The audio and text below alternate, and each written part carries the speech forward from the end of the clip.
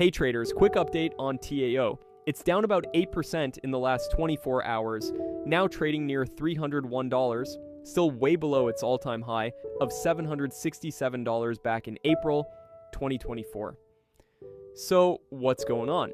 Is this just a healthy pullback before the next bullish momentum, or the start of a deeper correction? Right now, traders are watching key support levels, overall market sentiment, and AI crypto hype around TAO. My take? Stay patient, avoid panic selling, and wait for confirmation before jumping in. Because in crypto, dips can be opportunities or warnings. TAO crypto trading signals are in, solid targets just dropped. Check our Patreon page, link in the description and comments. Watch our full price analysis in the video. Don't forget to comment and share.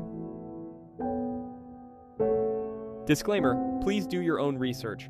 This content is for informational purposes only and is not financial advice.